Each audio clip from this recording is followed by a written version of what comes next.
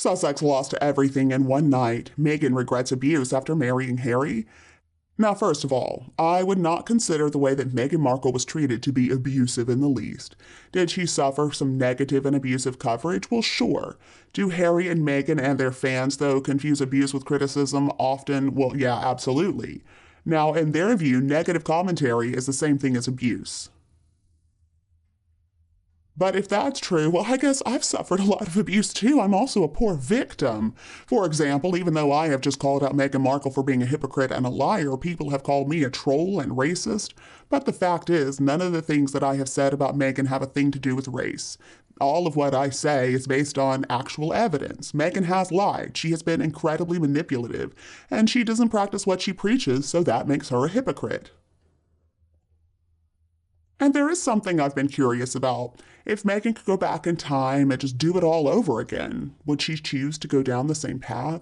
While Meghan's upbringing wasn't the same as Harry's, she still lived a privileged life. She had a few million in the bank, and she had some acting experience. Now, of course, it wasn't enough for her, and I understand wanting to do better in life is a normal thing.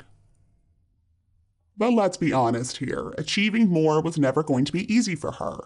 She was getting older, she was in her late 30s, Suits was ending, and Meghan was long past the point of being able to break into Hollywood with any real chance of success.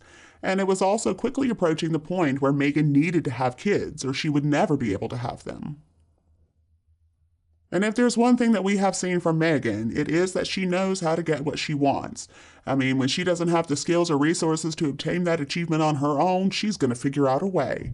And Harry was the perfect target. He could help her get whatever it was that she wanted.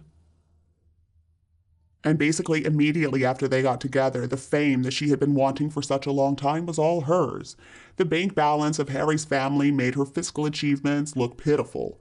I will always believe that she believed Harry had a lot more personal wealth than he really did. But still, for Meghan Markle, Harry was a pretty good catch.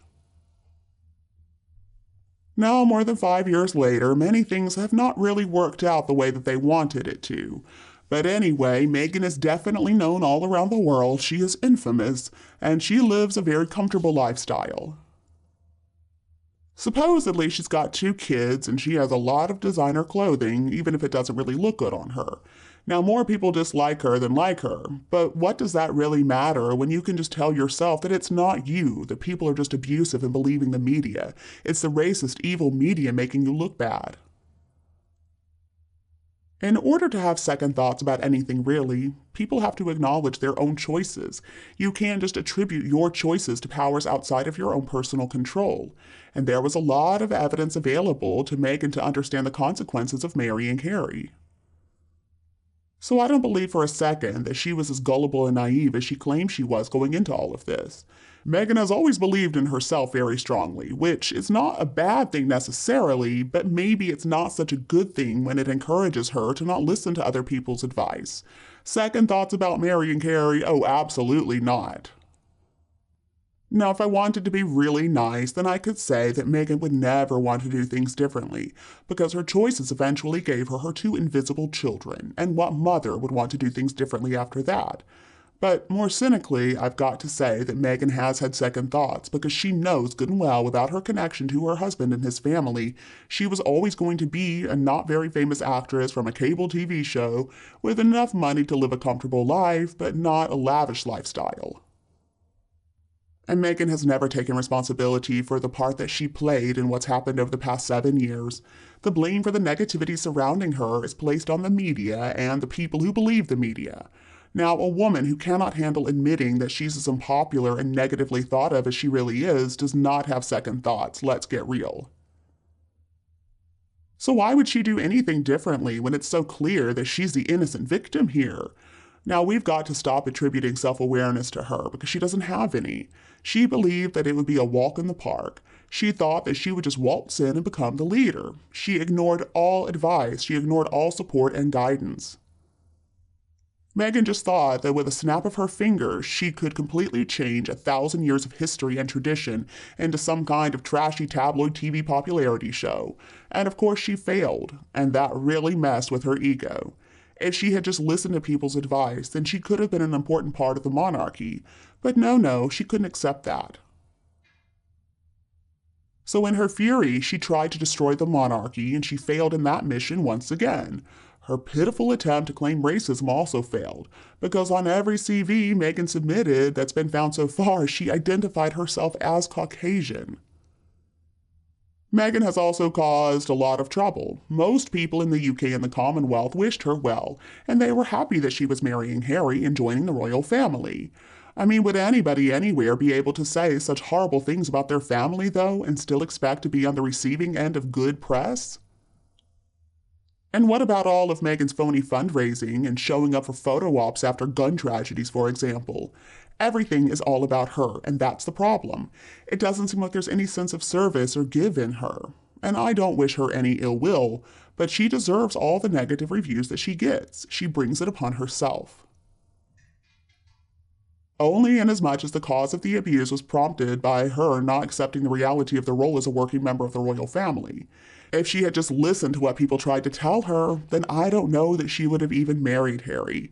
Or she would have made it clear from the beginning that she was not on board, and Harry needed to cease his working role after marriage, or at least that she was not going to be joining him.